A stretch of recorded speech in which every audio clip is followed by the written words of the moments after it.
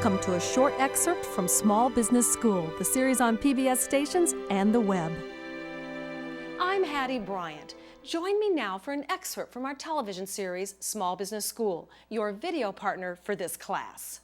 When Fidel Castro seized their business in the 1960s, the Soto family fled to Miami. With determination, creativity, honesty, and perseverance, the Soto brothers have built their father's coffee company into a highly recognized brand with over $70 million in annual sales. These men have it all. Their company, Café Pilon, is the premier Cuban espresso coffee roaster in the world. Their company has happy customers. Good coffee, Cuban coffee. The best. They have happy, loyal employees. They treat me like bloated and fatted and 60.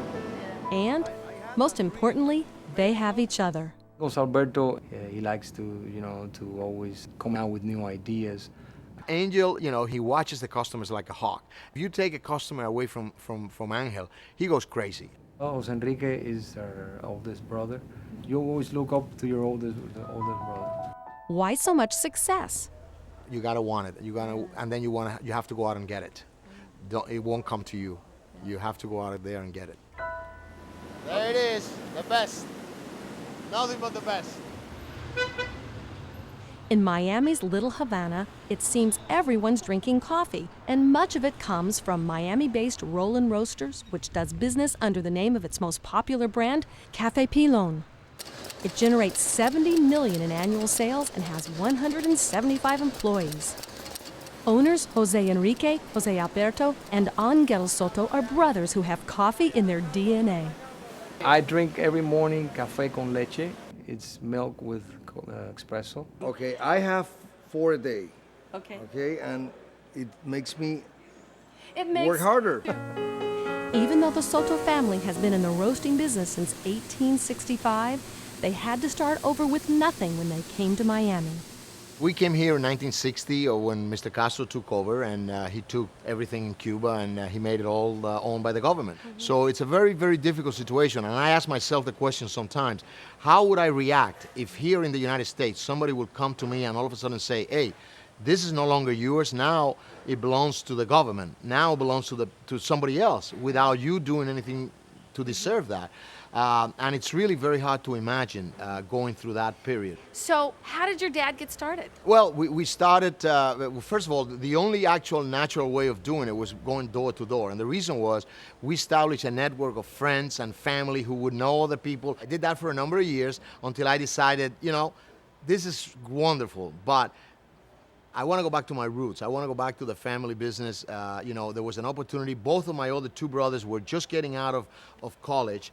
So we felt this is the time to do it. The company wasn't making a lot of money. It was a very small company. So there really was no opportunity to make a lot of money. It was something that you would have to be kind of doing the same thing you were doing before. And because you felt you had an education and you had sort of an American type of feeling on it, you wanted to go out in the world and kind of prove yourself. And then after we did that, we all decided, this is wonderful. We have proven ourselves out in the world of business. We want to go back to the company and we want to build it. The brothers make it seem so simple.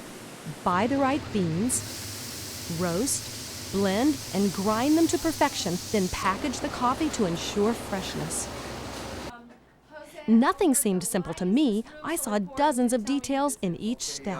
Well, first of all, this is Fernando Chavez. Hi, how are you? He's our green coffee buyer, and this room is so important because here's where the quality is maintained. He checks different types of coffee that we receive as samplers, before we buy it, and then after he checks it in as it comes in the warehouse. Production of coffee and roasting is an art. Same way as the wineries, they have a wine taster that picks up the different grapes. We do the same. Well, so did you like that? Fine delivery. What's good? that? It was fine? Yeah, it's okay. It's okay for the time of year. Buying right to me means buying the right quality. Price-wise, of course, we always try to buy at the best price. But for me, if you say buying right means the quality, and that's very important. That's the most important part of our business. Okay, and that's why Fernando is so critical. Fernando helped us tremendously in the sense of he's the one that maintains that the coffee that is coming in every day is the quality that we purchase. When you started working for your father, what was the processing like then? What did you have? Well, we're going back 25, 26 years ago. So of course, the roasting machinery that we had was not as sophisticated as the one that we have nowadays. So actually the quality was not as easy to maintain. Now with the growth and the new machinery that we have, of course, the quality-wise, it makes it a lot easier for us. And my father always taught me that even if we do a mistake when you buy, if you bought it, that's it. Your word is, so I would say that's the most important thing. The one thing that I feel is so important that I learned from him is his perseverance. I mean, I remember him in periods where things were tough, back in the late 60s, middle 60s. The business here was not, it didn't look like it was growing. It didn't look like it was a very stable business. As a matter of fact, some people might have said this was a dying business because nobody knew what was going to happen in the next few years. And my father always had the feeling and the idea that this was a great brand, that this was a great business that had a lot of potential, and that something great could be gotten out of it. And he was able to maintain that through the worst times. And to me, that is something that very few people can do. And I hope that if I ever get into a position like that, I get it just a little closer to what he did. Just 10% of what he did, I'll be successful. Make sure that what you're going to get into, it's something that your heart and your mind is going to be into it, because the first few years are going to be very difficult years. It doesn't make any difference what the business is.